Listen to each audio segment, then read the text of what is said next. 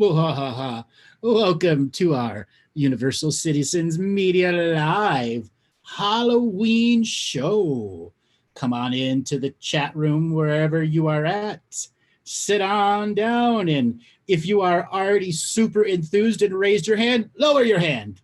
No one's been told to raise their hand yet. That's right. We are going to strict it out here because I've got a speech for you guys to listen to. And for all of you that are getting yourself into the show, get yourself comfortable, get yourself relaxed and ready for spooky stories later on. So part of the show is I'm going to give a speech about the escalation of desperation in our world and how it relates to human world in this Halloween time, where women can dress as slutty as they want and only be judged in a Halloween costume. Or men can do whatever it is that they're going to do and be judged only in a Halloween costume. Or you can wear your normal clothes and just say, hey, I'm dressing up as me today. Now, many of you know I was at one point very big into the Halloween thing. And it is something that has evolved in and evolved out. But right now, for everyone that's here in our Chizzer chat room, be it on Facebook, YouTube, Twitter, Twitch, Periscope, and anything else that I missed, YouTube, whatever. Okay, relax. Ooh. We're going to be asking people when we do take calls of your scary stories. And I'm going to help dissect some of these scary stories. They don't have to just be Halloween story. The scarier, the better. All righty, let me pop into my speechy speech here. And I'm going to talk about what is escalation of desperation. So I'm going to ask everyone to pop on into that chat room and answer some questions. So I've got to open up the chat room at the same time here. And then pop over here. And crap, not letting me have both at the same time. 1 second here. I have to be in full screen. There we go. There we go. Is everybody there? So go into the chat room and type, yes, I'm here. All of you.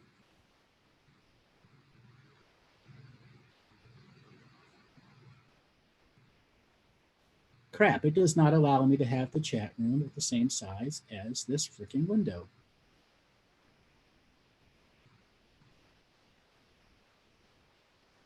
We still got a bunch more people coming in. 1 second here.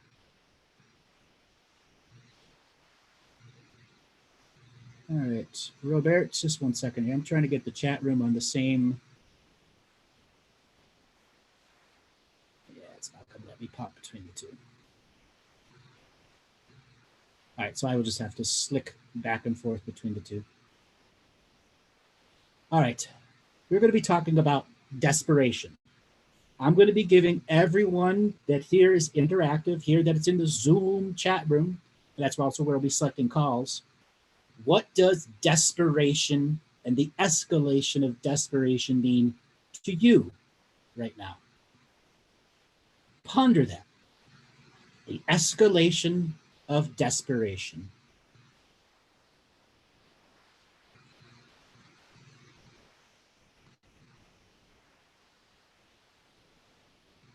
What is the effect of desperation and escalation?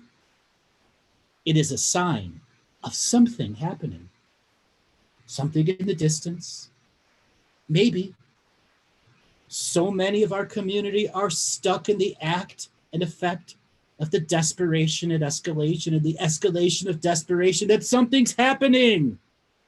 One cannot define what it is, but it can be seen as a raising of the volume to cloud other signs of a changing reality.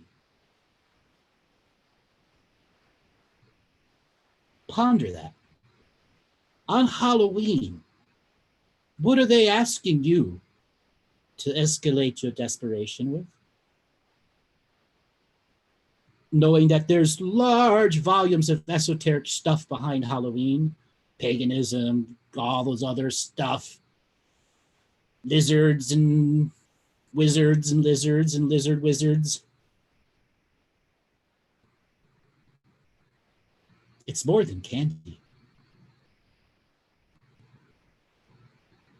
Disconnection from what? Ponder that. How can you make yourself strong with all the events happening behind the scenes, building an immunity to this dense reality of nothing happening, but always escalating into something might be happening tomorrow?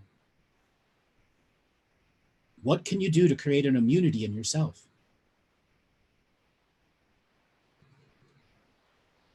Cheers.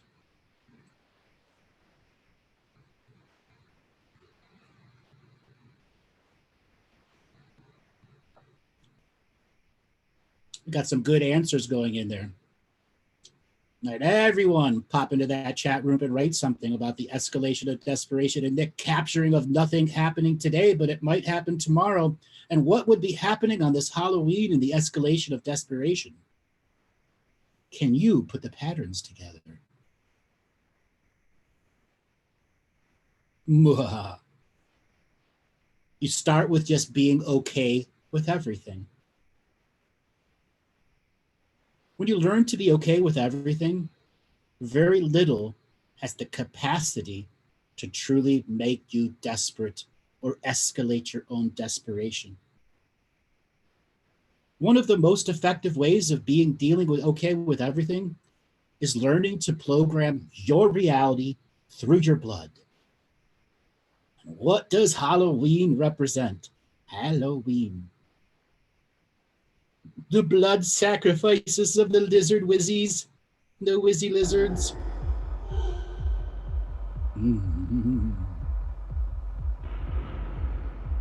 Think. What can you do to program your blood today? I, in this ever-present moment, choose to acknowledge that I produce blood out of my marrow in my bones. And the marrow in my bones, I directly connect to you as an I am present being now. And I say, my blood shall not be a part of the escalation of desperation. I shall be okay with everything. And I now immunize every blood cell that is to be produced for the next 56 days from the escalation of desperation in every dimension, time stream, galaxy, and universe. All blood that exists within my body now, I surround in my I amness and reduce the escalation of desperation that something is happening tomorrow, but not today. And I reduce the stress factor within my entire soul frequency. It could be as easy as that, in the flow. Yes, we have sound effects. Ooh, we are trying to make a point. The escalation of desperation gets better. This is where you start. Notice how your programs react and act towards triggers, parasympathetic triggers. This is a chance to master every aspect of yourself, even those news articles that affect you. I want everybody to go here and really think about what's gone on in the last year. Is there one news article or one news segment or something in the escalation of desperation news that still affects you today? Was it a school shooting? Was it an action? Is there a piece of news that's still stuck in you and charging polarity that you got to crawl up your butt about?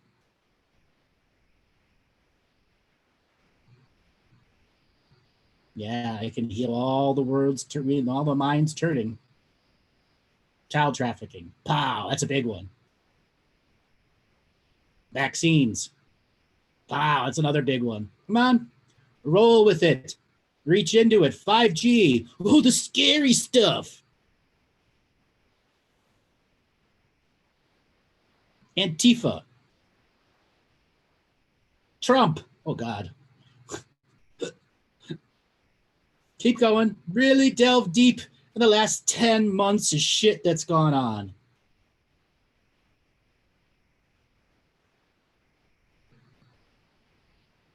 Why do they still have charge and polarity in you? Because you have been a part of the escalation of desperation for 10 months, and they have a script. And they know how to prepare you long before you've ever gotten a sample of it. So now as you're pondering that, understand mathematics in a reality is a global or globally to actually change or negate. Like Greg Braden's square root of 1%, there is a mathematics to our reality and our news and our stories that directly affect you. So I, in this ever-present moment of now, choose to acknowledge that there's a mathematic prediction model that is using me as a predictive model to prepare stories long in advance, so I will hold charge and polarity to uphold a fraud reality. I no longer support that fraud reality in any dimension, time stream, galaxy, and universe, for I have programmed my blood with an immunity to this global algorithm of manipulation, of escalation, and desperation. For I am an ever-present being of this moment of now. Owning your power. Don't give it away to the system. How do you not give your power away to the system? For those of you that have been around a while, you know contract revocation, name it to claim it. For those of you who haven't been around, contract revocation, name it to claim it. If you aren't naming it to claim it and allowing somebody else to do it, you have given tacit consent to do what? Anything they want.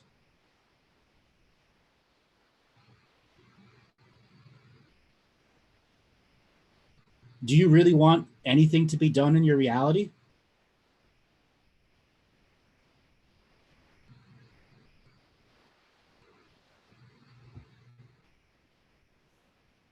I, as this ever-present being in this moment of now, acknowledge that in my absence of awareness, tacit consent has been used against me in a weaponized scenario.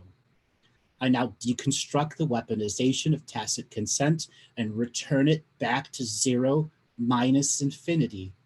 For I shall not allow tacit consent to manipulate my seen and unseen world through the acts of desperation and the escalation of desperation. For I am a 100% sovereign free-willed being.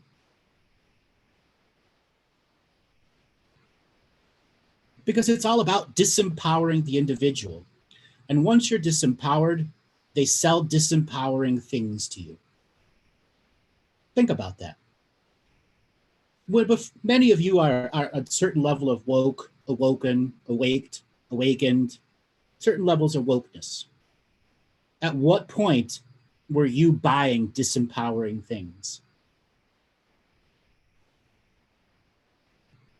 And what were some of those? What were some of those disempowering things you bought into?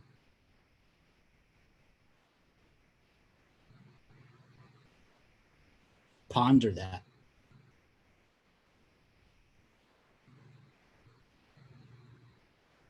Homeland Security, great one, Max. A lot of people bought into that bullshit. What else? What else did you buy into? Patriotism? My country's better than yours. Welcome. Ascension. Oh, great one, Teresa.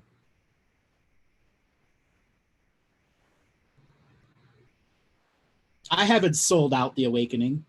I bought into my own. Zero. Wars of the Gods, chosen people.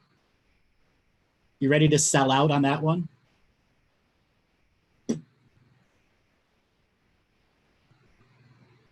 I, as this ever-present being of this moment of now, choose to sell out on all the disempowering topics I took on to disempower myself in tacit consent. Because this world is about disempowering the individual. It can't be that easy. Something many people not know is since Halloween, Good and bad can be done in extremes. But so many of us are disempowered that if you want to do the good, you really can't get it up. You can't maintain the frequency because there's so many other disempowered people's hooks into you, stopping you from raising your frequency and exploring the lateral ends of the horizontal and vertical movements.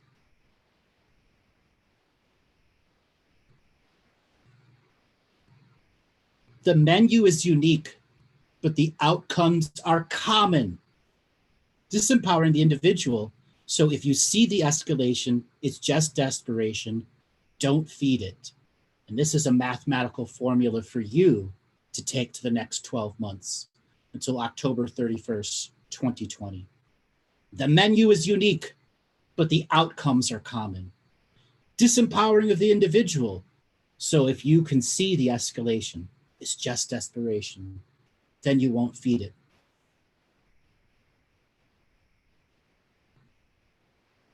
Those closest to you, then upon that of not impacting you, are going to try to take your power because you're not feeding it.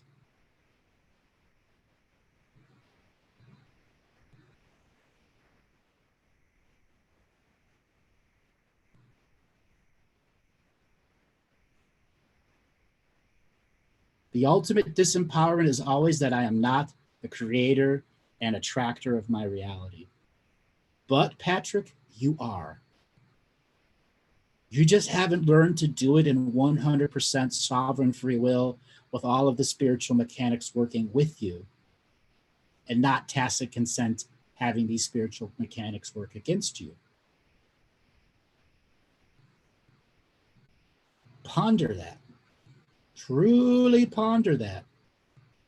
The universe is never working against you. It may seem like it.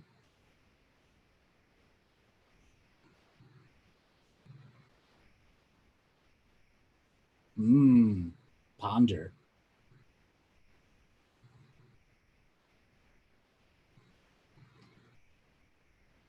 The inertia is moving towards connections. But some of these connections are disempowering connections. Like the geographic soul family disbursement system. How many people have called this show? I don't know any of my soul family. Where are my soul family? They ain't in your town. You're in the wrong city. You're ancestrally not aligned to the place that you're living, and the soul family members aren't a signature frequency match for you. Or you just got stuck in the trailer trash soul family. Unfortunately, that's a big truth for a lot of people.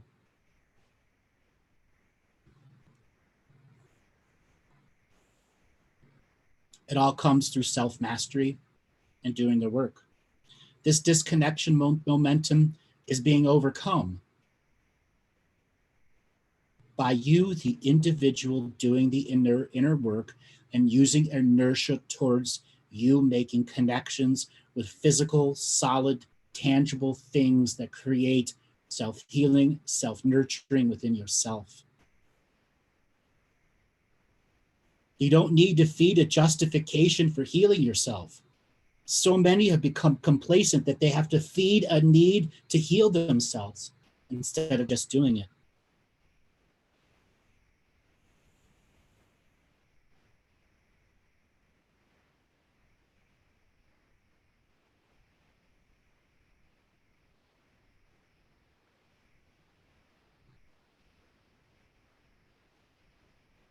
Letting everybody catch up a little bit.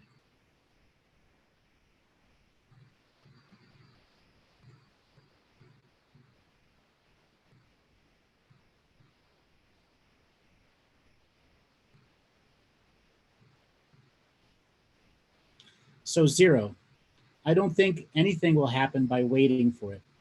The event, whatever it's been promised to happen, as I've been saying, nothing is happening today, nothing is happening tomorrow, nothing is happening the next day, the next year, until you see people out in the same scale and size as the 1960s and 70s. Nothing is happening. Nothing.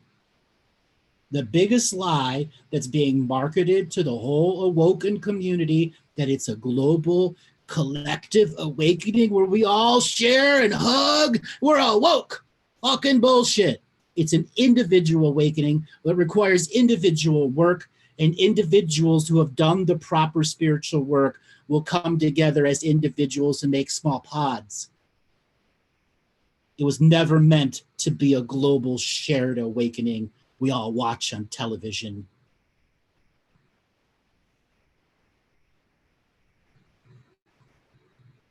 Don't buy into it. Don't buy into Nasera, the resetting of the currency.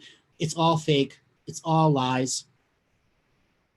It's all psyops. If you don't buy into any of that, what are you going to work with? Buy into yourself. Sell out to that bullshit. Buy into yourself.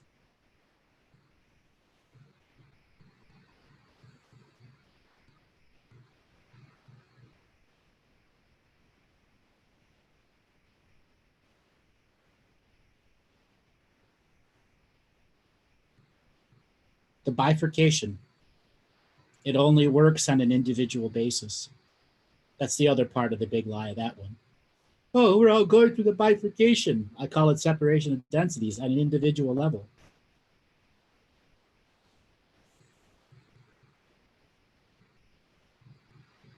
Let me see if it allows me to put this all in the chat room here. Nope. Crap. All right, I am going to read another revocation. And when we come back from that, we are going to open up to some scary Halloween stories. Okay, this one is about removing karmas. I, in this ever-present moment, choose to form an alchemical spiritual court of equity. I summon all of my Earth's ancestors who are communing in union with Earth Mother. I summon all of my off-world brothers and sisters who are here for unity. I summon Earth Mother and all her elemental entities in alignment with unity consciousness. I ask for them to all bear sacred neutral witness so I may break contracts, vows, and agreements with the hierarchical order. I say unto you now, I am a sovereign being in the seat of my heart. I no longer accept debt from ancestors. All debt that is held within me, I return to the spiritual court of equity so all ancestors in union communion are part of this expression can discover resolution. At this moment in time, I break all contracts, vows, and agreements with all Dreamtime societies that use domination and control, consumerism, materialism, sexism, and bigotry, and all other isms that take away from the natural sacred masculine and feminine. I am a sacred masculine and feminine at once, born through the born for the womb of a sacred feminine. Within this sacred birthing order, I bring myself, my mind, my unity mind, my unity heart, my unity roots into this universe, into this I am presence. So all forms of myself, all shadow shards of myself now get the message. I no longer am a being of karma. I am no longer a being of ancestral karma. All debt that you have projected at me is now returned to you in sacred format so that you may heal on your own. I have my eternal love for you as the unentangled observer. At this moment in time, we can no longer coexist. All family crests that are demanding the way I give birth, I break all contracts, vows, and agreements with you in all dimensions, time streams, galaxies, and universes. I return myself to the 0 point of Earth immigration status so I may be free of all family crests and sigils limiting my birth. I am a being completely unentangled so I may sit with Earth and all family crests that try to reach out beyond this point to cause havoc in other worlds. I return myself to my galactic immigration status so I may delete all perceptions of family crests and galactic crests that rebels demanding the way I breathe. I return myself to the universal immigration status as if I've never experienced this universe, and I permanently delete anything that has come from any family crests in any galaxy, time stream, or universe. I am a universal citizen, source manifest in these two legs. I am sovereignty incarnate. And so it is. No longer shall the escalation of desperation. Pow! Ponder that. Perceive that. Feel that. 25 minutes. So many of you can barely do 25 minutes. I regularly go 3 and 4 hours out of flow. So many callers, having a daily practice is one of the most hardest things for them to do. Why is a daily practice so hard to do?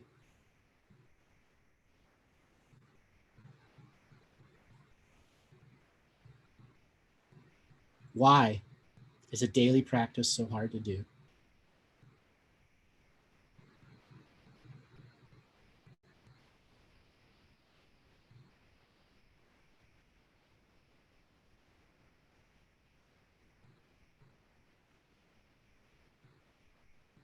All right, Robert, let's spin the wheel of callers and see who wants to have a scary story conversation so I can pick it apart and define the scariest of scary stories.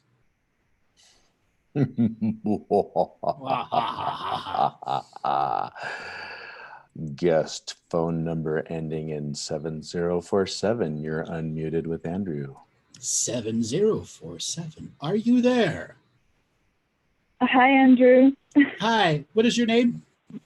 This is Irene. Hi, Irene. Where are you calling? Where are you calling from? Maryland. And Hi. I think you may pick on caller because I don't have any scary stories. I was raised in Europe and we didn't really celebrate Halloween. It was more of a Do you have harvest any celebration. any scary story? It doesn't have to be about Halloween. Well, there were Nightmares. parts of my life. There were parts Yes. of my life, earlier life, that were extremely scary, but that was self-created.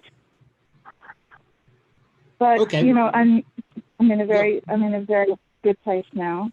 Okay, we were looking for the scary Halloween stories. You know, I don't have any of those, I'm afraid. Okay, well then we're going to move on to someone that has a scary Halloween story. That's what our theme is today. Okay, thank you. All right, we'll come back to. All right, Robert, let's spin the wheel of scary callers. Patrick Riley, you're unmuted. Patrick, scary Hello. Patrick, are you there? Hi, where are you calling from, Patrick? I'm calling from upstate Vermont. Upstate Vermont. Okay, what do you want? What scary stories do you have to talk about today? Okay, well, I've been dying to ask you. I've been following you for quite a while now. I know you are vaguely aware of the Portal blog and all of that. At one point, a few years back, they had a global meditation involved in bringing violet fire down through the macrobe. Are you aware of that? The Yeah, Yaldabaoth entity? I'm not a supporter in any way, shape, or form of global meditations. Okay, I know. I've heard that. I did. This was before I was aware of any of that kind of stuff with you, and I did that meditation. I was wondering what kind of karma that brings on to somebody who might be involved in that, not wittingly knowing exactly what they're doing. Okay, I'm going to pull back the curtain. Okay. Now, people that are putting on these global meditations, they don't know what they're doing, unfortunately, because to them it's a good idea. It's great marketing. But ultimately, it is like sharing dirty energy underwear. Would you wear somebody's dirty underwear? No. That's what you did by participating in it. How many people were in it? 10,000, 20,000, 50,000, 100,000. Imagine an underwear being worn by 100,000 people and never being washed. Right. That's what it brought you. All the potentials of the spiritual fleas and ticks and crabs and STDs and everything else you could possibly think. So does that entity, from your perspective, did it actually exist? And what, from my perspective, I was very curious about it. Is it like the mass consciousness of an obliterated planet that basically went psycho? And I don't believe anything that Portal 2012 has in their cosmology. I'm radically beyond the limited perception of that. Okay, so there's nothing like that actually in your perception happens, or there was a planet that blew up, and it doesn't have all the stories that have been manipulated and added on top of it. Okay. You see, most people can't tell the difference between what's a real living celestial being and what's a spaceship that looks like a planet. Right.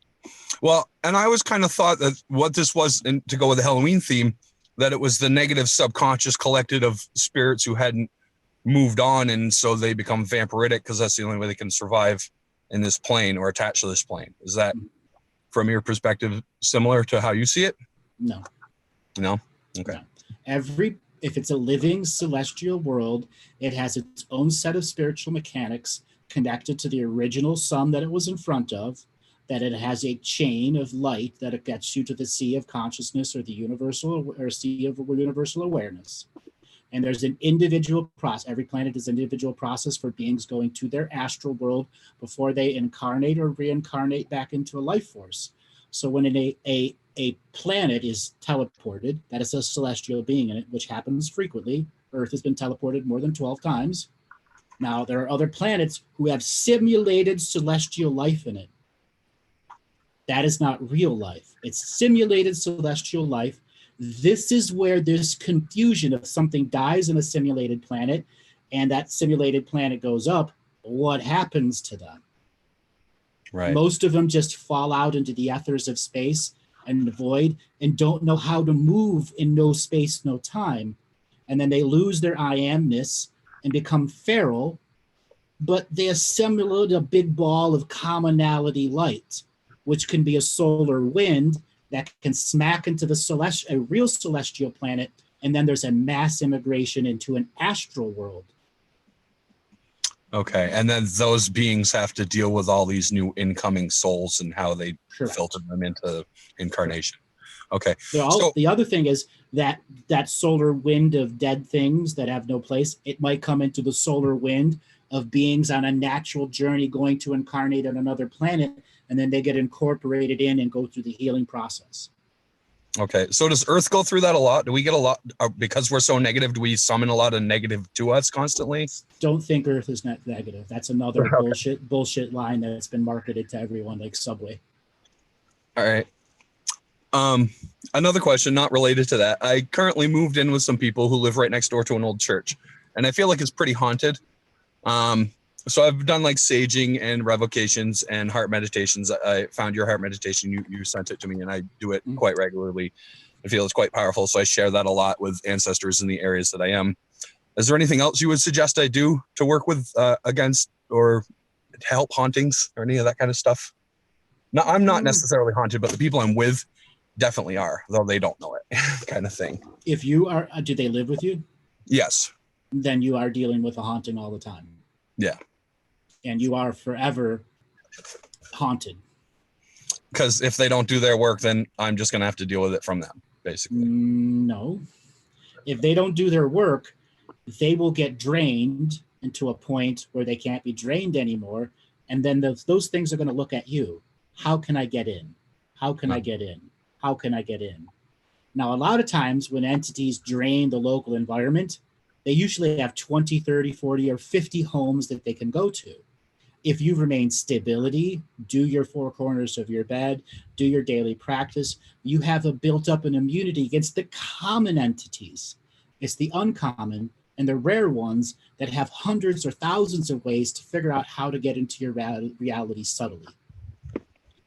Like they like to wait at the first stoplight you come to every day. Okay, that's kind of what I thought. So just stay on my game. Basically, that's all I can really do. But also understand you can't become a zealot to the game, or you've lost it all. Okay. Is there anything I should pick up from being in this situation now? Like, I feel like I'm a pretty good person. I do my work. I try really hard to be. I mean, I came up in a poverty mentality household, so that's one of those things that I constantly deal with. I'm just trying to figure out why I'm here. Like, is it just I'm choosing it? I must be, right? I have to be, whether I like it or not.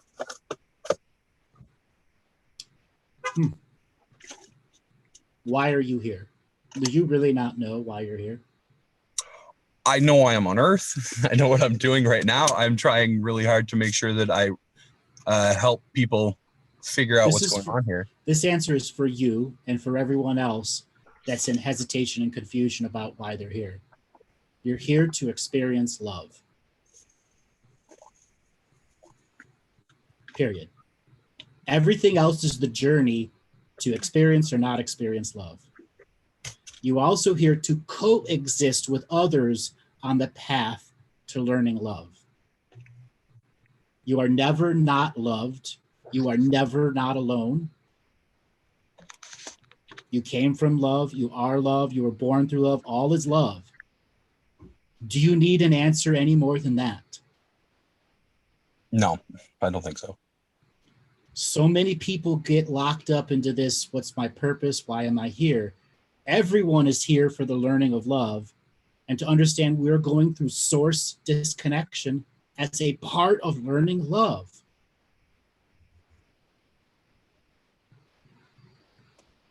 Okay. Yeah, I get that. So too many people get lost in the ideology and philosophies that are tens of thousands of pages long instead of it's all is love. Seems too simple sometimes. Sometimes the answers are so simple, but we need complex answers. And that's part of growing up human. The desperation and escalation to the most complex answer. Yes. Did we need a Trump? Did we need a Trump to get to this level? If you're asking me specifically, I'd say probably yes. I mean, yeah, we are here with a Trump. Yeah. The answer is yes. Right. Is there simpler answers to Trump? Hell yeah. But we didn't choose him. Right. We chose to escalate the desperation. Right. Okay. All right, brother, I'm going to let you go and move on to my next caller who's got a scary story. So everyone that's got your hands raised right now, if your hand is raised and you don't have a scary story, put your hand down. That's right. 2 hands went down right away. Okay? You have to have a scary story. All right, Robert, let's see who is paying attention.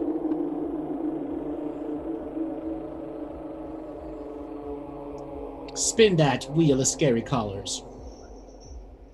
I don't even know if I can pronounce this name. Enyanaya. You are unmuted with Andrew. Enyanaya, are you there? Yes, I'm here. Can you hear me? Yes, I can. What scary stories do you have for us? Well, my scary story is my mushroom experience. Ooh, yes. Go. Well, as I went in, they clapped. You know, my ancestors, they welcomed me in. But when I started looking into certain things about my life, more of the woman I was with, she was laying right there, right? So, yes. So I noticed that she's connected to so much people that's drawing from her. And it looked like an amoeba just sucking the life out of her, right? Mm-hmm. And at the same time, she was doing the same thing to me. I was like, wow, this is amazing. This is weird, you know. But I was like, but why? But then again, I was like, why is so much of her friends, even her family, everybody's drawing from her, you know? Then I saw something on her belly, you know. I didn't understand what it was at the time. I started doing some work on her, like my other self, my shamanic self came about, started doing some healing. But at the understanding where I couldn't take that out of her, whatever it was. Then later on, 2 weeks later, I understood that she was pregnant. But she's been, you know, she has mental illness and she's taking all these different pills, you know. Then I told her, you know, that after she had told me, I told her that that baby is not going to be healthy because she wants to have it so bad. But it was part of her mental illness, like, you know, because all right, there's this thing that happened. I realized that, whoa, on orgasm, when people are having orgasm, you could wish for something, right? So Mhm. I told her, since I got that knowledge, I told her, maybe when we're having sex, wish to, get the mental illness, try to get rid of that. Not knowing, then she told me later on that instead of that she was wishing for a baby, and so we could be together and all this stuff. I was like, oh my God, you know. And when I did meet her, I had visions that I was just supposed to help her, and after helping, I was supposed to let go. But the letting go has been very hard. And I called you, Andrew, and you gave me advice also that yeah, I had to let go. I had let go now, and recently sexually I let go, but it was very Have you scary to see have you how. really let go? Oh, A month from now, if the booty calls and you're gonna not answer it, or a booty text, yes, I'm gonna not answer it. I have made that decision that I do have you to have the really guts to focus on block her? myself. Do you have the guts to block her phone number and block her from your other social media? Not yet, Why? because she's still going through something with her parents, and I give her advice, just advice Stop! now. Stop! Ay, Stop! stop. Ay, ay, ay, Stop! And stop! ay. The scary story here is you got entangled with a woman that you know has a lot of mental issues. That is Yeah. only going to bring you down to their level. Okay. But she's starting to heal actually, and she's starting to Bullshit. understand. Bullshit. Oof. Okay. If they have a long standing mental issue, starting to heal means 2 years from now is where you gauge where they're really at. Oh, okay. Okay, they are not going to heal overnight or over a month or over a span of a few months. It's a Aye. long term process to reclaim the many fractured parts of the self. Aye. Okay? Eh, I gave you advice. I know who you are. I gave you advice in the private session that was hard for you to understand at the moment, wasn't it? yes, very, very hard. Yeah. Mm-hmm. Because you were Hmm. still so blinded by the vagina that was shooting lightning out of it. Yes, that is true. Okay? That's Aye. not real lightning. Okay. Okay? So my other thing now is I have moved to Brooklyn. I was with my manager, Mm-hmm. but then now I'm moving downstairs. The guy that I'm going to be renting from, he's a high priest, but Brooklyn is very hectic, like it's a bad area. Haunted as Although I fuck. go in with no fear. Haunted as fuck. Yeah. So how what's the best way? Although yeah, what's the best way to? Although as I take a shower every day, I cleanse, and also I ask to be charged up before I leave the home. And as I drive, I listen to mantras. I don't know if that helps, but It does. It's and just, I unfortunately, it's so cliche. and I want to understand why I'm there in Brooklyn. Karma. Karma. Okay. How old is he? Do you know how old the city of Brooklyn is? Oh boy. Hundreds of years. Oh You know how many wow. people have Okay. died in the city of Brooklyn? Millions. Oh boy. So, how do you live in a city that millions have died in? This goes for the city of London. Every big city that has been alive for centuries has had millions of people die in it. I.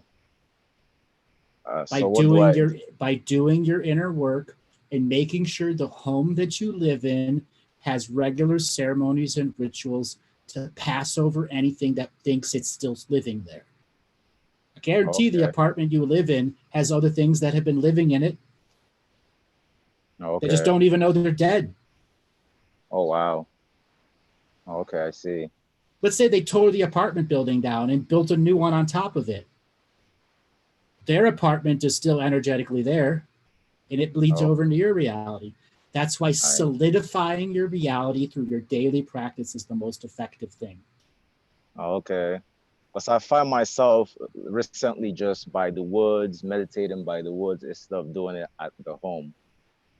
I couldn't understand, I thought it was just, I haven't gotten comfortable there yet to go in deep. But right now, I am in the woods. This is my new thing that I do. I just try to stay around the woods. I leave Brooklyn and go to the Westchester area to, you know, enjoy the nature. Be with the trees. Yeah. Be with the trees. Yes, that's a good that's thing. That's literally where I'm sitting on a rock with the trees around me now. Yeah. You know. So I have to leave Brooklyn practically then. Or how do I resolve this karma issue? You could have lived anywhere else. You just chose it because it was the right rent and the right space for work, wasn't it? It was convenient. Yes. Okay. Yes, and also the shaman community and all these plant medicine communities is around the city and practically in Brooklyn too. Convenience is why you chose it. Karmic convenience. Karmic convenience. So next time you go to choose a place, don't have karmic convenience as your main algorithm of choice. Okay. You don't want to commute 2 hours to work, do you? Oh boy. No, you don't. Yes, that's true. Wow. That's kind of what you need if you don't want to live in a dead city with all the dead people in it. Oh, okay. And I'm not knocking New York City or any big city. People can learn to live there. It's not terribly hard. It just requires effort and dedication. Dedication. Okay. Dedication so that just as you would brush your teeth and wash your face and comb your hair and vacuum your carpets and change your sheets, something has to be done every week on your home environment. Energetically. Okay. Energetically, okay. Because there are good spirits who will work with you to keep the negative ones out. Just like a unseen, black community protecting everyone. Oh, okay. Yeah, I realized the next block there's a mural of a owl, and an owl is like my spirit guide. So anytime I go there, I always give thanks to the divinity within the owl. The owl lights up your blind side and allows you to see the unseen. It is also known the eagle of the night and the night hunter. Oh, okay. Interesting. Wow. Okay. And recently, I just joined the University of Metaphysics, and I'm not much of a reader. And whoa, it seems like I have to start reading. Why would you join the University of Metaphysics if you're not a reader? I wanted to push myself. And you got to learn to read. You got to really learn to love reading. Metaphysics is all it is reading, and understand the philosophy and the ideology and what you want to take on from the philosophies and ideologies. Okay, because I'm a great listener, but listening is only one part of cognition. Yeah. Yeah. There are things that no matter how many times you hear them, you'll never understand the ideology until you read it. Okay. And a lot of metaphysics is that way. Okay. Your brain processes differently words versus sound. Okay. All right. So I guess I'm going to have to just push through this one. Or what do you think? It's not push. It's just discover the joy of reading again. Okay. Discover the joy of reading. The joy of reading. Yes. Why did you lose the joy of reading? Yeah, growing up, I came from Africa to America here, and anytime I read, people were making fun of me and stuff like that. Because of your accent? Because of my accent and because I wasn't really good with words at that time. Yeah. You are now? Yes. I was more a visual artist and stuff like that. That's how I saw things at the time. So they were making fun of me. And I remember the time that I got pissed off and threw the desk at the board. And after that, I was like, wow, this got me so angry. Then I was like, you know what? It's okay that I don't know how to read. That's why I just made it. It's okay. It doesn't matter. I shouldn't get this angry about it. Yeah. Exactly. That's why you got to discover the joy of reading again. Okay. Pick up some joke books. Okay. Oof. All right. Pick up Wow. something that gets you back into the joy of reading. Reading. Otherwise, metaphysics is going to be some dry ass, boring learning. I mean, those kind of things is what interests me, Mm-hmm. literally what you talk about, and like nothing else really interests me at all, but just growth. Yeah. And understanding the ins and out of this world, how it works. Right. Yeah. And let me tell you something. You could have 10,000 metaphysics class and you still won't either understand 1% of how it works. Oh boy. Hmm.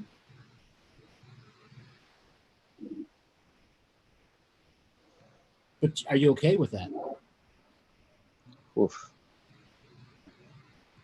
Our 26 letter encoded English alphabet does not have the capacity to explain to us in any way, shape, or form what we are meant to be as beings. We have Wow. scratchy words like sovereignty that don't really define what free will and sovereignty means, and things like tacit consent that steal sovereignty away. Okay. Hmm. But you have ideologies that are weaponized, meant to demote and demean people. So, what should I do? Oh boy. Joy I of wanna reading. The joy of joy reading. of reading. And Okay. once you are in the joy of reading, that Yes. 26 letter encoded English alphabet that has metaphysics will make a lot more sense to you as you read it the Okay. first time and the second time and the third time. Your Okay. capacity to have pattern recognition to everything that you've learned is going to be greatly expanded. Okay. So I bought that book. Was it what was it, Living the Dream, or oh, but boy, I can't remember the name Dancing the exactly. Dream, Dancing the Dream. Yes, I Jamie bought the book. Sams. Yeah. Good Yes, book. yes. Mm-hmm. Yeah. Yes, I Some started people have reading a it. lot. Some people have a lot of challenges reading that book, and that's not Oh. because it's a heavy read. It's because it requires you to do a lot of inner work. Mm-hmm. A Yeah, lot of inner work. as I was reading, I had to go to YouTube, to try to understand certain things, the seven rays, and certain things, I realized I had to go back and forth to understand. But I haven't read it for quite a while now, which I'm gonna start reading it again. Okay. Yes. Oof. Okay. Wow. Wow. Power of joy, especially the power of joy when it's with reading. Okay. Boy, can shit get accomplished. Now I have the Oh, power of joy when I write, so that when people read, they can discover the power of joy in my writings that have all these other multidimensional words and things and concepts behind them. okay. Me, mine comes when I paint, when I create. Yeah, that's when the pure joy, love, just Mm-hmm. I You can do experience that in that. painting. You can do that in painting too. The joy of painting. Okay. Yeah, my other thing was I was thinking about exploring the mushroom world and recreating what I can of it by painting and stuff like that. What I experience. If you're going to do that, don't do it inside the city. Don't do it Now, inside the city. Okay. this is just my personal opinion. Go rent a Sure. cabin in the woods somewhere. Take your mushrooms with you. Bring all your paints with you.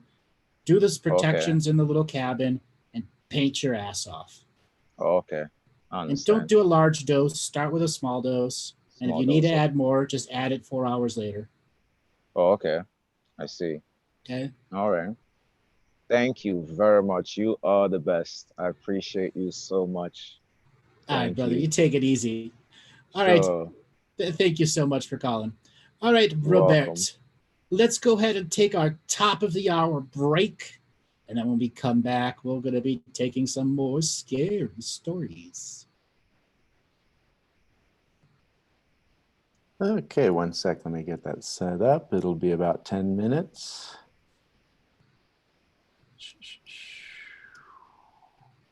And here we go. Whoa.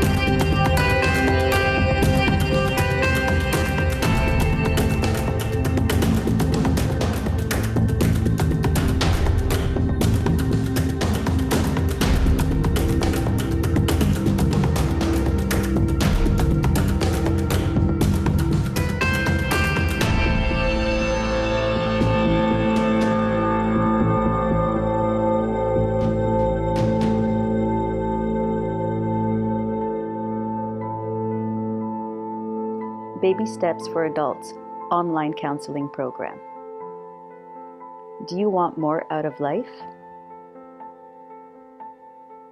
Are you or your loved ones facing personal challenges which threaten your peace of mind? Would you like to break the cycle of negativity? We can help. With online programs in alcohol abuse, drug addiction, sexual abuse, anger management and communication, as well as codependency and relationships. We have trained professionals working in the field of addiction and counseling. Access to one-on-one counseling with professionals at reduced rates. Online continuing support and retreat options. Join us today. Baby Steps for Adults, Drug Abuse. What is drug addiction? Am I an addict? Who does drug addiction really harm? They can hurt your sense of judgment, decision-making, memory, and ability to learn. They can hurt your loved ones and so many others around you. Drug addiction is a disease which can be cured. Our Baby Steps program can provide the information you and your family need to overcome this illness. Online access to professionals working in the field of addiction, webinars and group counseling for those battling this addiction, full instruction to help you first understand this disease and how to cope with it. Join us today. We're here to help.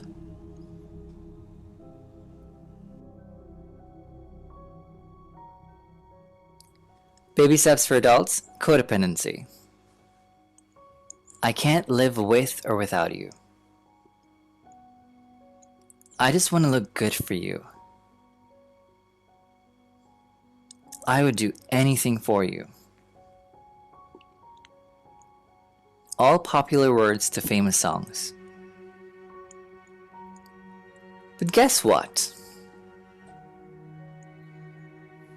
They all indicate someone in a codependent relationship.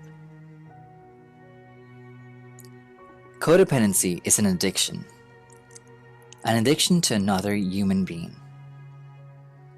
You will see a strong relationship between codependency and negative physical side effects, which can manifest in violence towards your spouse or partner. If you're in a codependent relationship, you may need help. Join us today and free yourself from this addiction. Baby Steps for Adults, Sexual Abuse. Sexual abuse is a real problem in our societies. Every year, thousands of children are abused. These children constitute the most vulnerable members of our society. However, sexual abuse is also a real problem among our adult population. It can be violent and unwanted within family groups, as well as extreme harassment at the workplace. We can help. With online access to trained professionals working with victims of abuse and sexual assault, webinars and group counseling for those suffering from the trauma and struggling to make sense of their lives, full instruction to help you overcome the trauma and how to detect and assist other victims.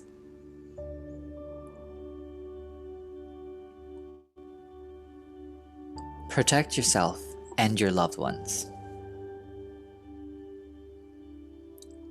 Join us today.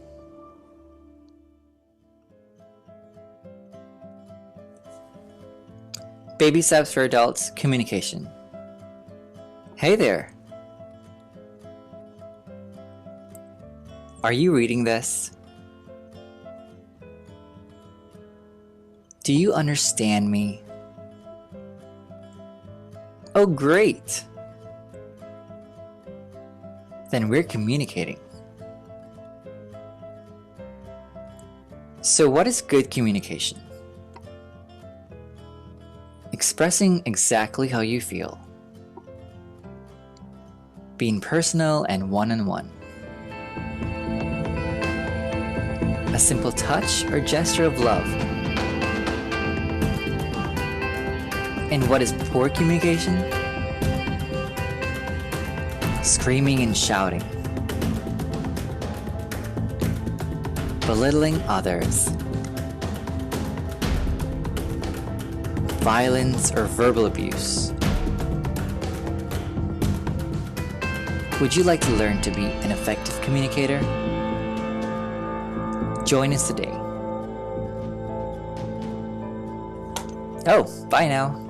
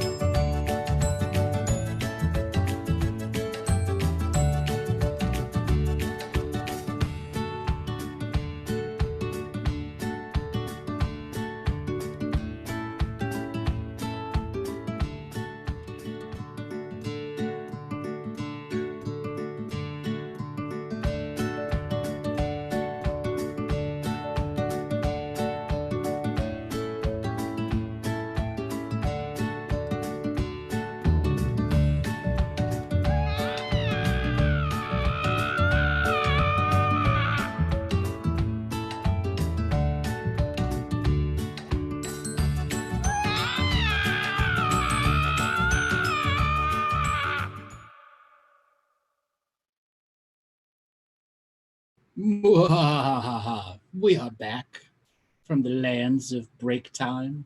Come on back to your chairs. Get yourself relaxed. Get out of the escalation of desperation. Mwahaha. So those people who have your hands raised, we are looking for scary stories in which I can dissect and define. Robert, let's spin the wheel of scary Halloween story callers. Okie dokie. We have Sophia up next. Sophia, are you there? Hi, Sophia. Where are you calling from today? From Boulder, Colorado. Boulder, Colorado. Welcome to the show. What scary stories do you have? Thank you. So this story happens to be just in time for Halloween in a crazy kind of synchronistic way. And it's kind of complicated, but I just discovered black mold in my basement due to a flood. Mhm. And people that have been living with me have all moved out except for one, which is a good thing.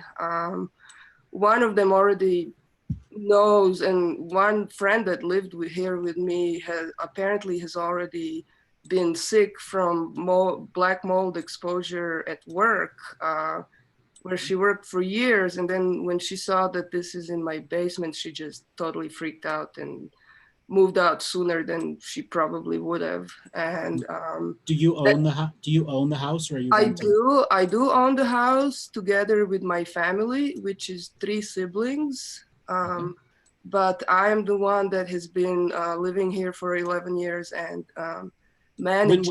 When was the flood? I don't know. I just noticed about 2 weeks ago that the basement door was warped. In other words, the flood had already happened and warped the door. And then me and my sister just discovered that, yeah, it's pretty bad, just like a couple of days ago.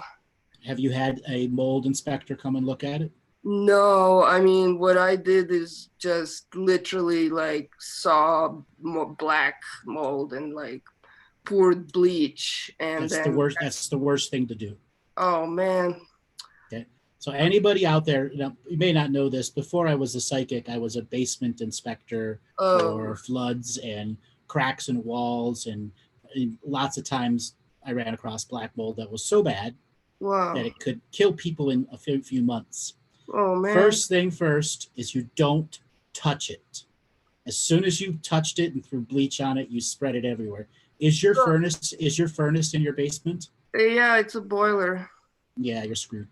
Okay, you need to immediately, and I mean immediately, contact your insurance company and have them send out a mold remediation inspector immediately. Oh fuck. I mean, like I only have the insurance through the HOA, so I don't really have my own insurance. You are going to get sick very fast. And you need to, so the scary story here is you put bleach and you activated it by scrubbing it and all that other stuff. Oh, wow. Okay. It's black mold is nothing to play with. Okay. All those homes throughout Louisiana during Hurricane Katrina, the mold could kill people. Uh-huh. Okay. You don't know when the flood was? It's like subtle. It seems to be from a pipe and it's kind of hard to see. How long have you been living in the house? I mean, like 11 years. And actually we already went through a flood years ago when there was the big flood in this whole area. And then that's probably where it came in from. And yeah. You didn't have it, it wasn't remediated then, it just started spreading everywhere.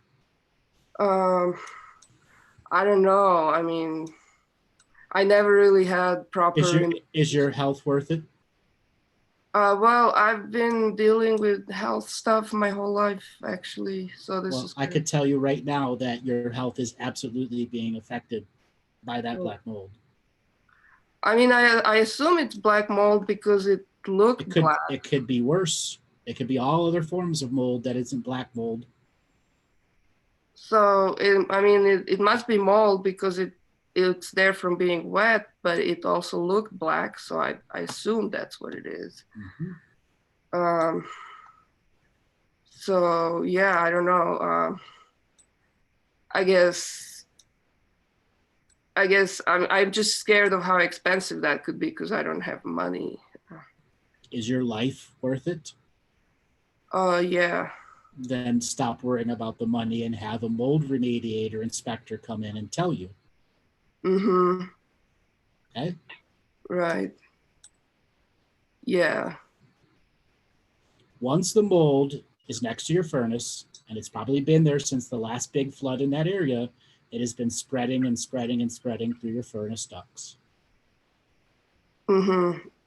It's actually a boiler, and I actually put a new boiler like a year ago. So, yeah, and it's complicated, I guess. It's another issue. You can't ignore this. Right. Yeah. So it means I have to ask my family for money in order to not just shove it under the carpet. Absolutely. You have to say to everyone that's the owner in the house, they all got to divvy up money. Yeah.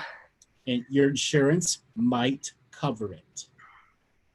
Okay? It might cover it. You don't know until you ask. Yeah. Okay? Yeah. Mold is nothing to play with. Yeah, I guess it's kind of triggering because of this kind of tendency to kind of shove things, and carry on tendency. No, you can't carry on this way anymore. Yeah. Yeah, so which is kind of like a family tendency to just try to ignore it. So, yeah, which also, I guess, I had questions about my family and where I come from, Serbia and stuff like that, if that's appropriate. Well, right now we're doing our Halloween themed special on scary stories. Mm-hmm. Okay, so why don't you call back for at another time when we're on a Tuesday show and we could talk about that stuff. Yeah. Okay. But as far as scary stories, I guess this is kind of scary. Yeah, it is. Your life's on the line. You can't hide it anymore. Yeah, actually, it's amazing because a few days ago I had just when I was waking up, I heard something saying like make sure to get rid of the entities. And so I thought entities, negative spiritual entities. So I mean, this is kind of very real on the physical 3D level, as far as entities being toxin mycotoxins. Well, black mold doesn't necessarily mean there are entities in your home. It's just saying that you have an issue dealing with the mold itself, and it can be an ancestral process with the heart. With a heart. Yes. How is it related to the heart? Are you going to love yourself enough to remove the black mold from your home? Oh, okay. Yeah. Or are you going to let it grow into your body? Because do you know what black mold does? It gets into your blood. Oh. Wow. And it goes everywhere. Wow. Okay. I mean, I've been dealing with health stuff for a long time, and yeah, I mean, it's not what I like to hear. I'm just immediately thinking about ways to detox and stuff like that, which I've already been doing a lot. But when it comes to black mold, you need to go through blood. You need to have your blood tested first for black mold. Mm-hmm. How much mold is in your blood, and then you're going to need to go seek hyperbaric therapy chambers. One of the best ways to get rid of it. But as long as it's still in your house, it is going to keep dosing you and dosing you and dosing you and dosing you and dosing you Mm-hmm. and dosing you until it kills you. Mm-hmm. Which means I shouldn't even be here, which creates all sorts of problems of where to go. That's why I said to immediately call your insurance company. You may have flood remediation stuff built into the insurance. You didn't know when you bought the house or there was a mold there, but you need to get an inspector out immediately. Yeah. Okay, you need to know how bad it is, if it's got into the heating ducts, if it's deep in the wood. Okay. Mm-hmm. Okay. All right, Dad, I'm going to let you go and move on to a caller that has a scary story. Okay, thank you so much. So all those callers that have your hands raised right now, it is for scary Halloween stories. Yeah, put your hands down if you don't have a scary Halloween story. All right. Well, look at all those hands that just went down. All right, Robert, let's see if the universal wheel of Halloween scary story callers are there. Okay, our next caller will be Greg. Greg, you're unmuted with Andrew. Greg, are you there? Hello. Are you there? Barely. Yes. Come closer to the phone. Hello? Hey, where are you calling from today? Glendale. Glendale. So what scary story do you have, Greg? Probably the time I did shrooms was probably the scariest one. Okay, well, tell us about it. It's, you know how you talked about whenever people have an experience that they're not ready to handle? Uh-huh. And how, so I was just like, I was dumb, I was 18, and 18-year-olds not ready to see that they're one with everything or that they're God. And it just completely, my ego filtered it and resisted the whole experience. And it put me into a lot of depression, and exactly what we've talked about, how these types of things hurt people oftentimes more than her helping. It's helped me in a certain way, but still to this day, I'm healing from it. And it was a crazy, crazy experience. I've always wanted to talk about it because even from the moment I tasted it, it was literally about 5 hours of deja vu, whatever it was. Like I was seeing into the future a little bit, like everything was deja vu. I was remembering my thoughts, and it was just an insane experience, but it was absolutely terrifying. It's not a reality I could have accepted. You know what I mean?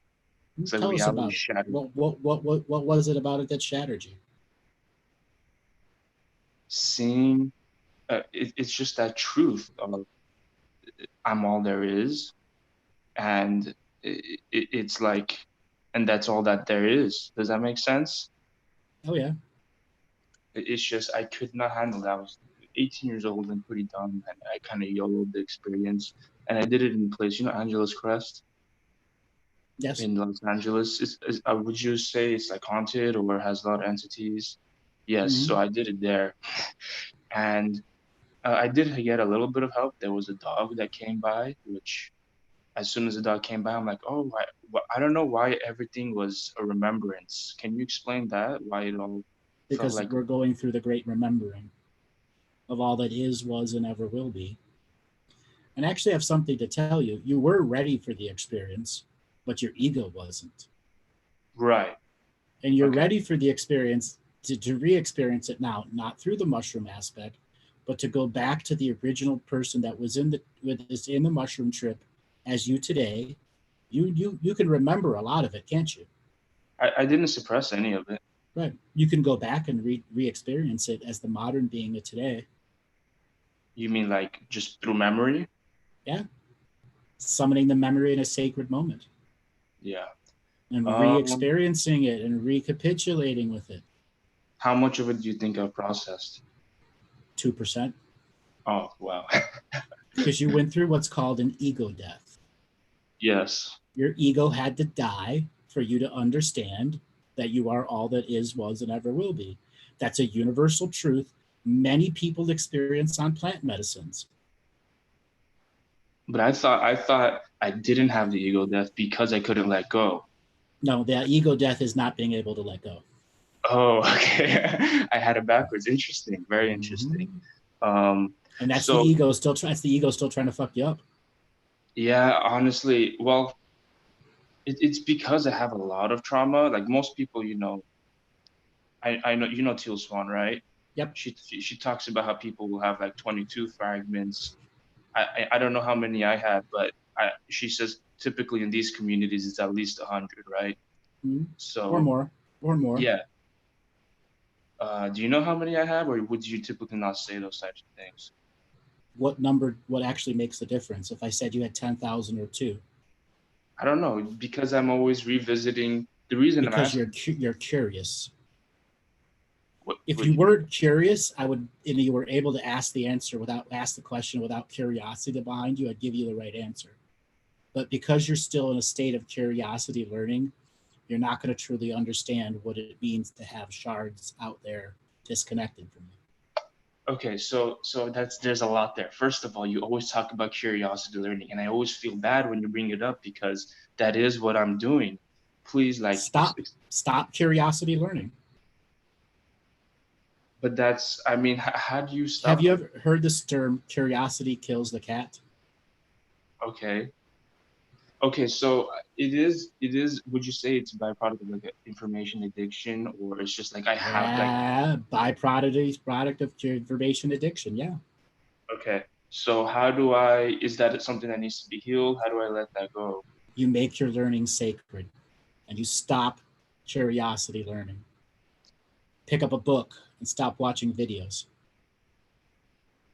Well, I mean, I don't know what kind of book I would read. I have read one book. How many books have you read in 5 years? I don't know in 5 years, but recently I read a couple fantasy. But I read also Fear of Life, which resonated entirely by Alexandra Lowen. It's a really good book. Not too many, but I'm getting back into it. I enjoy it. I used to read 1 to 2 books a week. Yeah, I can do that. Now, let me tell you something. There's still curiosity learning in books too. Yes. You must make the inner work about disentangling from curiosity learning and know that there are things that will fuck you up. Example, all too often, people are surfing the internet and they run across a baby raping story by the church and get pissed off for a decade about it. Okay? So I don't think I have those types of issues. I think my discernment at this point is much better. I more or less just listen to you, Teal, and like Adia and Kangujin. That's pretty much it. I think my discernment at this point, I've made a lot of mistakes through curiosity learning because I used to be very naive. I think at this point it's just you guys and it's just the discernment is much better. The majority of my process is through journaling because I'm still, the reason is curiosity is because of desperation. What else am I supposed to do? I have these issues. There's an And infinite amount of things that you're supposed to do, you could be doing. You said it before, there's that escalation in your own desperation, and the curiosity is driving your desperation. yeah, because I'm not, I'm And suffering. that's a negative spiritual mechanic that will bring you inevitably negative avenues of influence. Okay, so what, are you saying not to be, what am I supposed to stop doing specifically? Because do you identify yourself as a researcher, in quotes?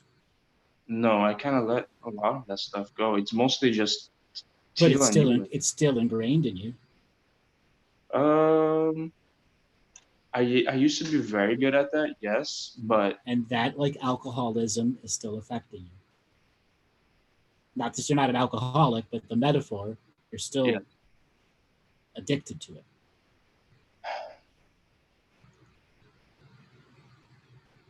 Don't feel bad every time I bring up curiosity learning. Flip the frequency on it and go, hey, I'm no longer curiosity learning. I'm learning because I want to expand and explore myself. And I will not let instant gratification of a shiny subject guide me anywhere into anything. I have a plot, I have a plan, I have a strategy. The books that I read, the stories that I express, the things that I write are about me and expanding me and only me. I think that is what I'm doing. All day long, the only thing I really do, like right now, I actually think I have to find someone to expand upon who's going to help with disorganized attachment. Do you Which do is, it all day long? yeah, more You or don't less. have a job? No, You need to get a job. I'm working on it. I've been applying, but Listen, I can't really. as long as you are solely focusing on just that and stuck in curiosity learning, you are losing 3/4 of the experience, man. Yeah. Because you're stuck in lack, and lack is driving the do-it-yourselfer attitude and curiosity learning. You need to feel valued by yourself. Go get a McDonald's job. Or is that too are you too proud to do that? I couldn't really work in a food place, but I understand. Yes, you can. Bullshit, you can work anywhere. Really? I don't know. I'm sensitive to the smells and whatnot. I couldn't Bullshit. You're too proud. You're too proud to put on a McDonald's or a Burger King or a Taco Bell uniform. Okay, let me ask you this. I used to work with kids, teaching them how to swim. Do you think I can go back to that? You can do that at any moment in time, but you haven't. Well, I've been applying and it's not really working out. Then go get a McDonald's job or a dishwasher job. You are stuck in your own cyclical cycle of repetition. And curiosity learning is what makes you feel good. It's got a dopamine release behind it. It's one of the most insidious weaponized tools out there. So it's really the only way I can heal is what you're saying? No, there's an infinite amount of ways to heal. But you're stuck in a cyclical cycle of repetition that has dopamine releases about keeping you in the cyclical cycle of repetition through curiosity learning. You get a job, guess what? You're going to have something that's not about your cyclical cycle of repetition. All new sorts of things are going to be coming into your reality. And right now, you're just too chicken shit. I'm a blunt. You're too chicken shit to go out and get a job. Because if I'm too sensitive, I'm too this, I'm this, because their cyclical cycle of repetition has dopamine releases behind it. And you won't be able to curiosity learn all day long. Okay. That makes sense, but I have been trying to get back into it. No, you're not. You'd have been already into it. You don't have the energy behind it. You don't believe in yourself. You would have already had a job if you believed in yourself. Well, I have so many splits. If I want to take action, one part of me pulls on me. It's like, I don't know if I just bulldoze through it, or I know that's not the answer. So So you have parts of yourself that don't want you to ever have a job, that want you to keep in the cyclical cycle of curiosity learning, stuck in your own dopamine release. That's called mental spiritual masturbation. Okay. You want to be a spiritual masturbator? No, I mean, I never would have Reaching a peak and a high, poof, blew your load, you wrote a bunch of stuff. Every day, blowing your load, writing a bunch of stuff. Is that what I'm doing through the journaling process? Right now, yes, because you're stuck in a cyclical cycle of repetition without anything new coming in and feeding you. Okay. Yeah, I mean, that's why I was looking for someone to focus with disorganized, because I feel that's the next attachment issues I have to heal. So I don't know if I should go back to my scary story or not. Right now, you have to realize your scary story is your cyclical cycle of repetition. And you're a chicken shit right now to break out of it because it's comfortable and it makes you feel good. Yeah, I mean, that's for sure. Okay. A quick question. What do you think about Pape and Sananga? None of it is for you. Okay. Is that because I haven't healed the other past traumas? You are so focused on healing traumas that you're not actually doing anything with them right now because you don't have anything new coming in you that's giving you no dopamine releases that's expanding your story beyond your repetition. Your repetition's not really creating advanced illuminations anymore. So I've always had this feeling of one healing like my ego is like consuming my healing processes. I used to be able to find stillness. Because your ego is still going through the ego death of your first mushroom trip. It's still trying to tell you you are not all there is, was, and ever will be. Just accept it.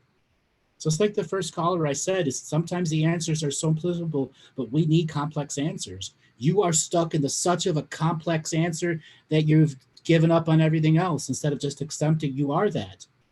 Now what? So many people don't ask the now what. Okay, I'm all there is, was, and ever will be. Now what? Accept it. There doesn't have to be anything more other than accepting it. You don't need to add to the story. The more you add to the story, the more complex you make it, the more you get lost in the story. So are you saying you're not saying to obviously let go of the healing practice, but to make it as like a... You're so far up your own butt of healing, your face is coming out of your tongue through your ass. Okay. You're spiritual brown nosing yourself right now. Because that's all I do. Right. Okay.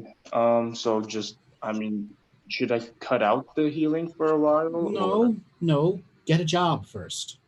Okay. Feel validated that you got some cash in you. Yeah. Okay. Again, you can get a job at so many fast food restaurants, car wash, anything. But you're too proud to stop your spiritual journey right now. And your spiritual journey is limited because of your pride. And that is shadow running. You have done so much shadow work that your shadow has had to evolve better than you. Beat your shadow, get a job, because it won't run you all day anymore. Yeah. Okay, can I ask you about... So I'm going to get a job, but I want to ask you about a psychic attack. No, you're not. You don't think so? No, I think 2 weeks from now, you're still going to be there with your thumb up your ass and curiosity learning. No, and I say that as a challenge. In 2 weeks or 3 weeks from now or 4 weeks from now or 5 weeks from now, these words are going to keep echoing through you, and your pride might actually bite onto it. I'm going to say, fuck him. No, I got a goddamn job. Can you hold it? Can you stay employed for 2 paychecks? That's why I say no. I had one job, but then I got fired after 2 paychecks. Okay, your fault, not theirs. Yeah. I had this. I healed most of that energy, but it was like a fiber. It was a customer service job, like responding to emails, and I had this almost like a feeling the energy was being sucked in reverse through my arms. Because you've been so far up the spirituality ass, you can't be a normal person at a normal job. Right. I believe that. You're overexposed. Okay. I mean, I hear you loud and clear, but I mean, I will go and get the job. You don't have to believe me. I'll do it. You have to believe in yourself. I'm only saying that to see if pride inside you can spin you up and use your ego against you. Okay. So can I ask you about the psychic experience? Actually, I got to let go and move on to somebody that's Okay. got a scary Halloween story. That's our theme today. Okay. All right, Cool. brother, Thank take you. it easy. All right, I see somebody in the chat room was asking, can you explain curiosity learning? Well, this caller, I just explained it. If you actually listen, you understand curiosity learning is learning that's taking you from shiny to shiny to shiny, and it's a weaponization process to keep you distracted from the greater sense of what real learning is, a real strategy behind a learning, truly bringing into your reality. Okay? All right, Robert. Let's spin that wheel of scary Halloween callers. Okie doke. Our next caller will be Adrana. If I can find you, I just lost you in the chat. 1 second. There we go. You're unmuted with Andrew. Oh, Adrana, hello. are you there? Yes, can you hear me? Yes, where are you calling from today? Oh, well, I'm back in the U.S. finally in Marin, California. Ah, are you close to the fires? Well, we had a power cut for 4 days. It was insane. All of Marin became like a ghost town, really, because there were no lights anywhere. All the shops were closed. People were not working. The traffic lights were not working. It was pretty insane. People were in panic mode. Kind of like the end of the world. It really, yes, but no, because we could still go into San Francisco and could buy things there, and we had hot water, so it really wasn't that bad. If it ever happens, it's gonna get a lot worse. But it was a good practice run, and it brought community together, complete strangers and neighbors. Like, who has a generator? I need to make coffee. It was really interesting. But Wonderful. that's not my story. So what scary story do you have? Well, it's scary because it was so real. It was like magic happening in the real world. It wasn't a dream. It wasn't an hallucinogenic experience. I was in Jerusalem for a few days. We had a show previously, and then we went adventuring. And I was walking around a lot by myself because I was taking in the whole town. And as I was going to the Mary Magdalene Chapel, I stopped by a store to buy rosaries for my grandmothers, and I didn't have quite enough cash on me, but the man just gave it to me anyways. He said, just take it.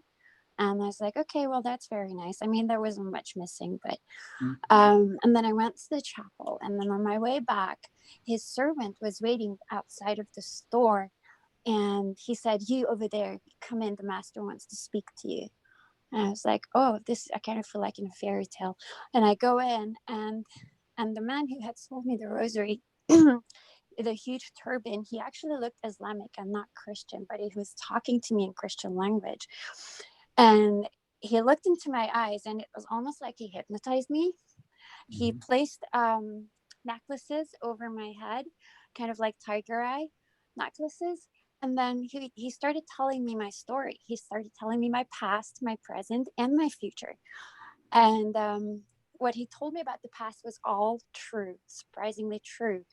And then he told me, you're going to be in huge danger soon. Something really bad is going to happen to you. I want you to know that.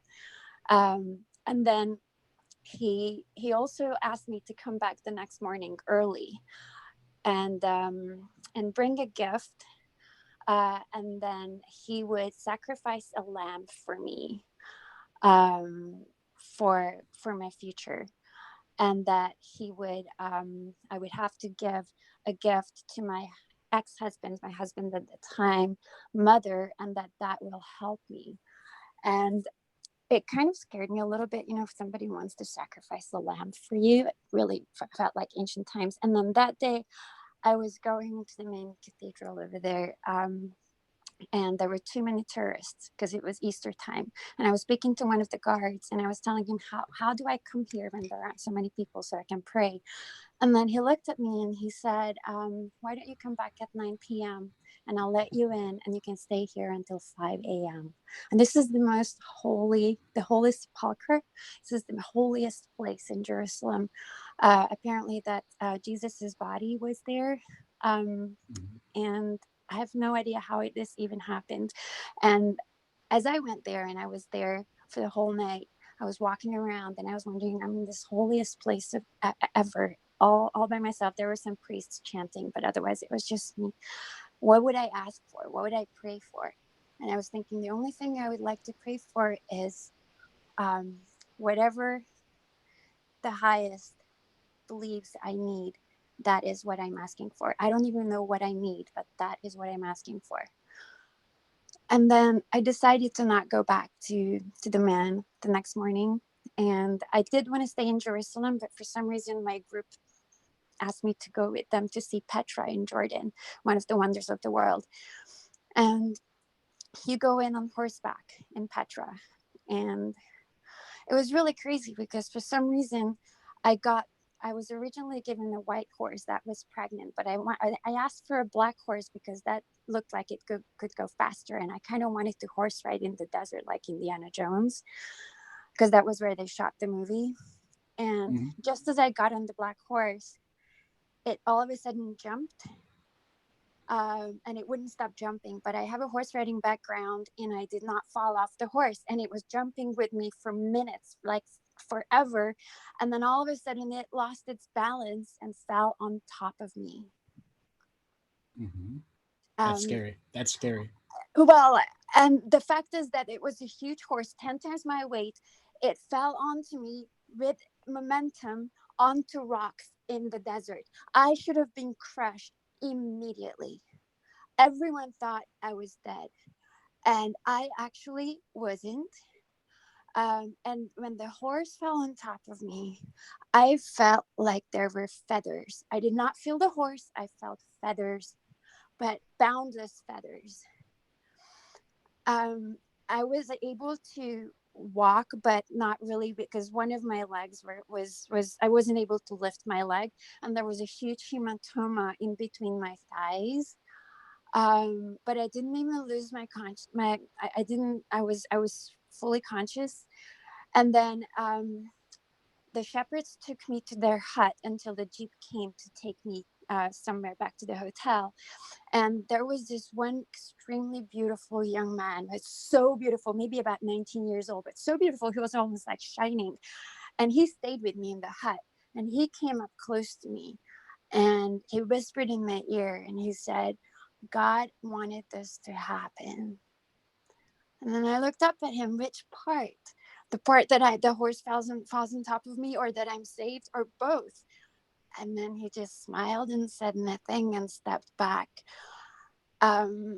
And then I was taken back to the hotel, but I didn't want to go to hospital in Jordan. So I tried to get back to Europe, and because my father was a doctor and I wanted him to take care of me, but I never made it all the way to him, because as my flight was about to leave from London, or was it Gatwick, I fainted on the flight, and they took me to the first hospital, and then they told me, okay, you either get surgery the next morning, or you're not going to be able to move or do any dance. And I'm a dancer for 1.5 years. And I said, I've never had surgery, but I don't know. And then I decided, okay, let's have surgery. And then they said, okay, you can't drink or eat anything until 3 o'clock, until the next morning. And anyway, so the crazy part is that not long after this, my husband's father passed away unexpectedly, and then he went completely crazy, and he left our lives within 24 hours. He canceled all of our shows. He canceled our house. He canceled our rehearsal space. He canceled our bank account. He just left and stayed and live with his mom. And I received the ultimatum that I either go there and live with him in his mom's household, because he's not going to leave there anymore, or we're just going to have to go our separate ways. And this came out of the blue. And it actually, what that man told me in the store, that I had to give a gift to his mom. But then again, I really felt like that would have been black magic, and I don't regret not having taken this. And I feel like the reason I was safe, because basically the doctors were afraid to look at my x-ray because they knew I was a dancer, and they were really afraid. But when they looked at it, there were no bones broken, not even a fracture. They had to take the hematoma off through surgery, and I'm only about to heal my body properly, because there was definitely stuff that happened to my body, but nothing that irreversible. There was nothing broken. And I have met 3 people since in person who have had a similar horse riding accident. One of them is in a wheelchair, and the other one can't walk straight. And then the third one has had 6 or 7 spinal surgeries since, and I had no bones, and I feel like that was my prayer answered in the Holy Sepulchre, and I did not actually ask for anything specific, and I was given my life. That's some scary stuff, but also some beautiful stuff happened to you too. Oh yes, I felt like I was a chessboard, and the dark and the light were playing their battles on my body. Well, as soon as the sacrificing of the lamb thing, you'd be surprised how many stories I hear from people that go to Jerusalem, and some street psychic who's got a really good way of reading foreigners. Mm-hmm. And they go, I'm going to sacrifice a lamb at a time where lamb is being served everywhere. Okay. And as for the gift to the mother, you're right. It would have been black magic. It would have been. I really felt like it would have been black magic. Yeah, and I felt like I would have lost even more by worse. You would be worse. You would be in the wheelchair, stuck at his mom's house for the rest of your life. Oh my goodness! Because it was actually good for me to end that marriage. It was one of the best things that happened to me. So it was almost like he wanted to take away that good thing, because at that time it would have seemed like bad. And I felt like I still feel like I made the right decision to not go back to that man. But it was scary because he knew he's told me so many things that were true that it would have made me think that he wants something good. But just because he can see the truth doesn't mean his intentions are good. That's right. I had to listen street to my heart. A very good street psychic. Yeah. A good street psychic that's actually abusing their power. Because right? As soon as he brought up, I'm sacrificing a lamb, pow, done. Yeah, it just seemed like, it seemed like something out of the Bible. And the lamb is definitely innocence. And I don't even believe in sacrifice, because I feel like true sacrifice is when you're sacrificing something of yourself, not another animal, or not a baby, or not a young maiden, as people used to do at rituals. Not even a clam. No, because then becomes black magic, because it's the darkness that wants blood sacrifice, not God. God, in the 10 commandments, you have to not kill. Number 1, God would never expect blood sacrifice, which is why I don't like the Christianity as an institution, because of what they did through the Crusades. Like, how could God ever want his priests to massacre masses of people? That's just not right. So I mean, I have this theory that Christianity as an institution was invented by the devil, and I really don't mean to hurt anybody's feelings, but it was invented it was invented by Romans. Well, but who might have been inspired by the devil, whatever. No. It was. You got to realize Christianity was a pagan religion to everyone else one day, and it had 600 and there was a government that had 685 ruling families to it, and the next day there were only 85 ruling families, they were a global religion. And there's a big die-off of everyone, and that's what made the 85 ruling families. But it was a business decision.